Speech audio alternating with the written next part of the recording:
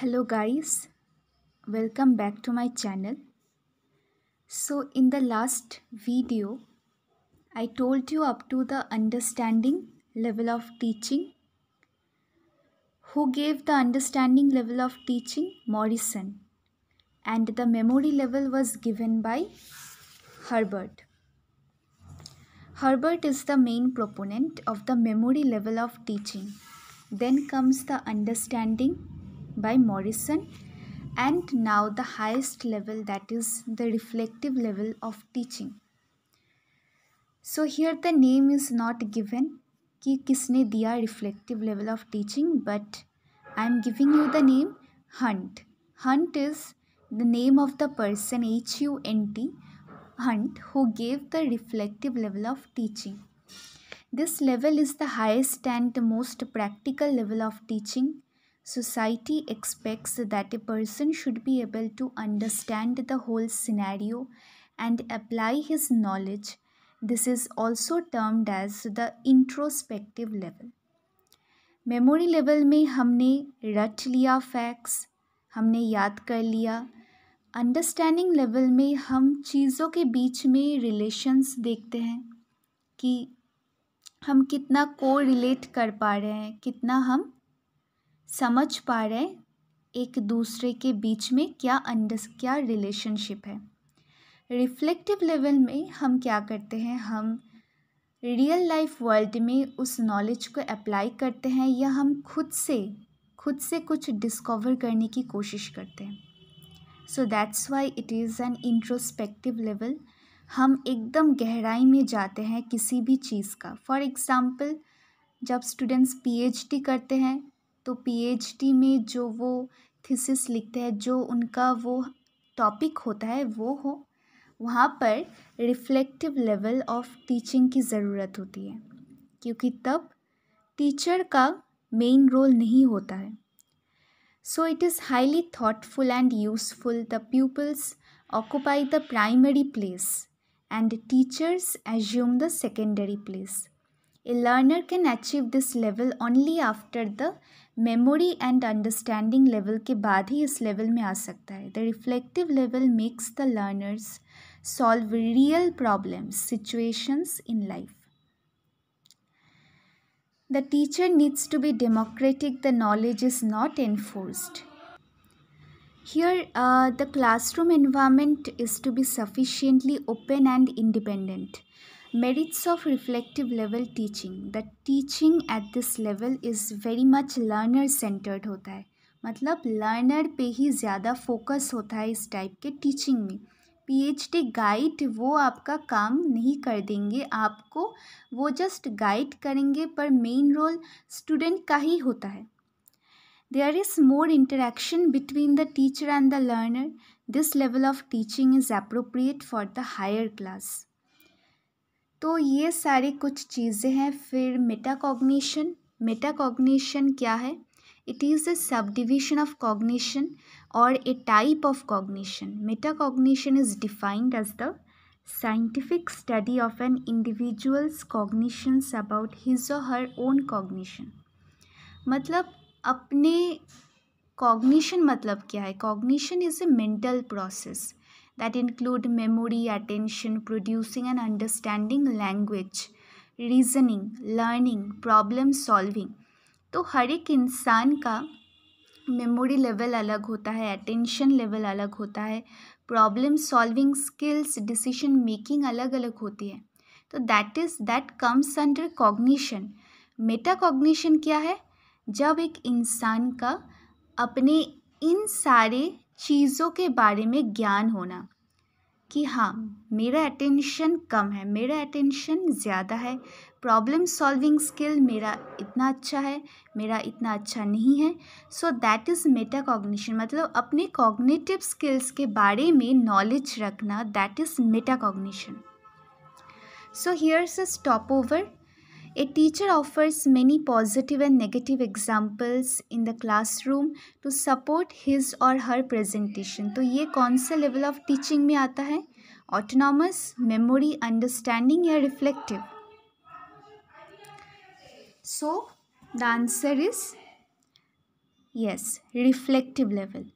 Teacher examples दे रहे हैं, पॉजिटिव या नेगेटिव एग्जाम्पल्स दे रहे हैं क्लासरूम में टू सपोर्ट हिज और हर प्रेजेंटेशन। तो एग्जाम्पल्स दे रहे हैं समझने के लिए, तो मतलब क्या, एग्जाम्पल्स कब देते हैं? एग्जाम्पल्स तब देते हैं स्टूडेंट्स को जब हम किसी भी रियल लाइफ सिचुएशन को समझाने के लिए हम स्टूडेंट्स को एग्जाम्पल देते हैं, है कि नहीं? रियल लाइफ सिचुएशन को समझाने के लिए टीचर्स स्टूडेंट्स को एग्जाम्पल्स दे सकते हैं, पॉजिटिव हो या negative. So that is the reflective level. So offering positive and negative example means making the students familiar with actual life situation. Now comes a dynamic environment. Teaching is dominated by communication which is very dynamic in nature. तो क्या क्या variables होते हैं? Independent variables. Independent variables वो होते हैं जिनको हम मैनिपुलेट कर सकते हैं, जिनको हम चेंज कर सकते हैं।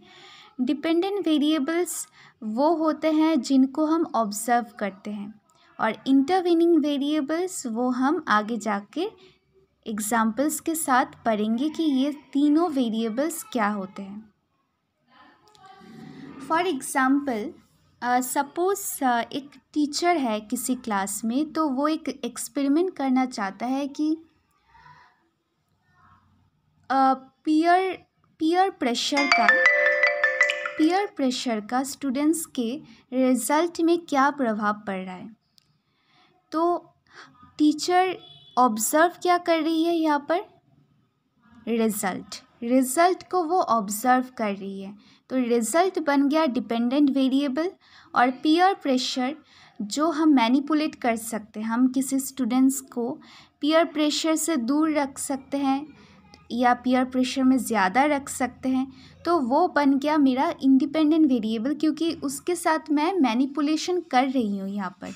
So the independent variable is here in this example peer pressure. आप कुछ भी ले सकते हैं, आप ले सकते हैं कि कितना टीवी देखने का कितना असर पड़ रहा है रिज़ल्ट में। तो आप किसी रिज़ल्ट, तो मैं ऑब्ज़र्व कर रही हूँ कि वो रिज़ल्ट कैसा कर रहा है, तो जो मैं ऑब्ज़र्व कर रही हूँ that is the dependent variable.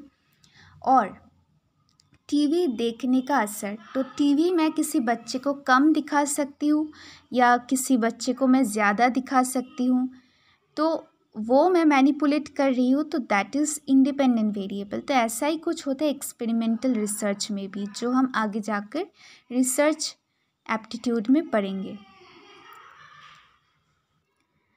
तो और कुछ कैरेक्टरिस्टिक्स है टीचिंग के। For example, teaching is complex. Teaching makes use of all sorts of techniques, methods and media, and also entails skills such as questioning, probing, exemplifying, etc. So that's why teaching is complex. Teaching easy तो नहीं है। Concept box में देखिए, bipolar process किसे कहते हैं? जब बस टीचर और लर्नर के बीच में रिलेशन होता है, कम्युनिकेशन बस इन दोनों में होता है। So it is a bipolar process. Tripolar process में टीचर, लर्नर और करिकुलम बीच में आता है। और क्वाड्रिपोलर जो प्रोसेस है उसमें टीचर आता है, करिकुलम होता है, लर्नर होता है, और फिज़िकल क्लाइमेट मतलब आपका एनवायरनमेंट कैसा है वो भी आता है। That is the quadripolar process. Teaching visualizes a change in behaviour. Teaching can be direct or indirect. Under direct method, teacher use methods such as lecture, demonstration, etc. and engages students in face-to-face interaction. Indirect teaching में क्या होता है? Such as role play. For example, history आप किसी को पढ़ा रहे हैं तो आप रोल प्ले करके पढ़ा सकते हैं कि अकबर ऐसा था, अशोक ऐसा था, तो रोल प्ले करके, that is indirect teaching.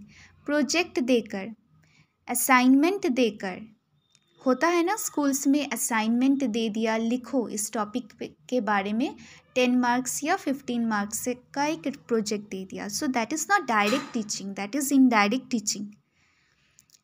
Inquiry or other such activities are used. They are basically learner-centered methods where the involvement of learners is higher.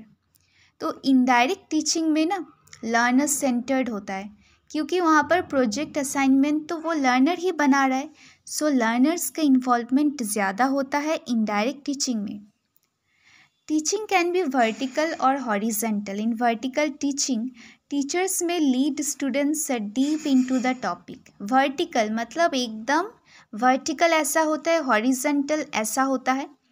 तो vertical मतलब एकदम deep down teaching होता है. They teach learners higher order thinking skills such as analysis करना, synthesis करना, evaluate करना या create करना.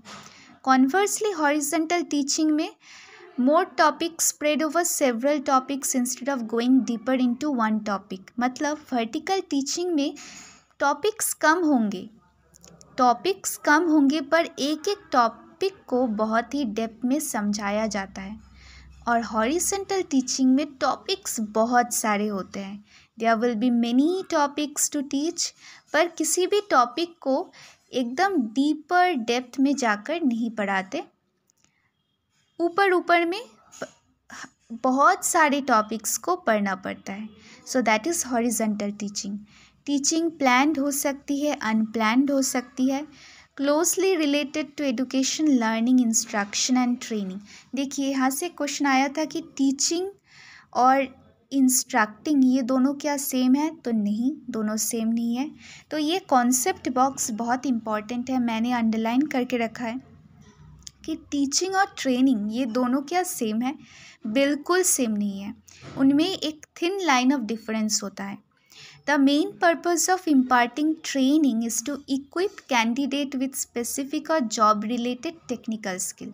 ट्रेनिंग क्या होता है, सपोज स्टूडेंट्स, आजकल के बहुत सारे स्टूडेंट्स ऑनलाइन कोर्स करते हैं. फॉर एग्ज़ाम्पल डेटा एनालिसिस का कोर्स करते हैं, ऑनलाइन कोर्स करते हैं. So that is to become job ready बनने के लिए हम कोर्स करते हैं ताकि हमें कोई एक स्किल वो पता चल जाए. फॉर एग्ज़ाम्पल एक्सेल सीखता है कोई बच्चा, कंप्यूटर के बारे में नॉलेज रखने के लिए वो कोर्स करता है 6 मंथ का. क्यों कर रहा है, क्योंकि उसे जॉब रेडी बनना है, उसको वो टेक्निकल स्किल चाहिए जो उस जॉब में बहुत ज़रूरी है. But that is not teaching, that is training. तो बात को समझिए, टीचिंग और ट्रेनिंग में एक बहुत थिन लाइन ऑफ डिफरेंस होता है, तो इसको एक मत समझिए. और टीचिंग क्या होता है, teaching is assumed to be a wider concept. Teaching बहुत एक वाइडर कॉन्सेप्ट होता है, ट्रेनिंग से भी हायर लेवल का होता है. While teaching deals mainly with theoretical aspect, training is the practical application of theoretical knowledge. Teaching में हम पढ़ाते हैं, theoretical पढ़ाते हैं, और ट्रेनिंग में हम अप्लाई करना सीखते हैं. फॉर एग्ज़ाम्पल कंप्यूटर के बारे में पढ़ना एक चीज़ है और कंप्यूटर को प्रैक्टिकली चलाना एक चीज़ है. तो ट्रेनिंग प्रैक्टिकल जो हम करते हैं, practical application, that is training.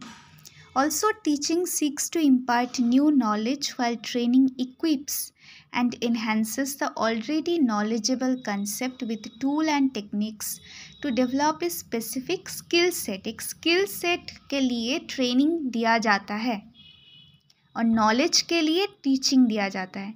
So, teaching is usually within the context of the academic world. Academic world के अंदर ही teaching word का use हम करते हैं, schools में, colleges में teaching. While training is generally associated with the commercial realm. Another difference is found between thought and action. और एक इम्पॉर्टेंट टॉपिक है इंडॉक्ट्राइनेशन. तो ये आपको शायद पता होगा कि इंडॉक्ट्राइनेशन क्या होता है, किसी भी चीज़ को किसी और पर थोप देना. मतलब वो चीज़ गलत हो सकती है, सही हो सकती है, पर आप किसी को इन्फ्लुएंस कर रहे हैं, ब्रेन वॉश कर रहे हैं. brainwashing will be the right term for indoctrination. It can be termed as the highest order of teaching. Highest order, training, teaching, instructing, इन सब से हायर ऑर्डर का होता है इंडोक्ट्राइनेशन. फॉर एग्जाम्पल रिलीजियस जो हमारे बिलीव्स होता है कि आपको ऐसा ही करना है, आपको वैसा ही करना है, आपको तभी उठना है, आपको इस दिन को ये खाना है. तो ये सारा चीज़ हम एक बार सोचते भी नहीं है कि हम क्यों कर रहे हैं, हम क्यों इसी दिन को ऐसा करते हैं, क्यों इसी दिन को वैसा खाते हैं, क्यों तब हम ऐसा काम करते हैं. तो हमको ऐसा बोला गया है तो हम करते जा रहे, पर हम क्वेश्चन नहीं करते कि क्यों कर रहे हैं. सो दैट इज़ इंडोक्ट्राइनेशन, क्योंकि हमें ऐसे करके इन्फ्लुएंस किया गया है कि आपको तो ये करना ही है तो करना है. Brain wash. So that is indoctrination. So आज का वीडियो इतना ही. The next day I will come up with Bloom's taxonomy, जिसके 3 पार्ट्स होते हैं, cognitive, affective and psychomotor domain. तो ये हम इन डिटेल पढ़ेंगे, तो उसके लिए आपको बने रहना है मेरे चैनल के साथ. सो stay tuned to my channel and subscribe to this channel UGC Net Prep.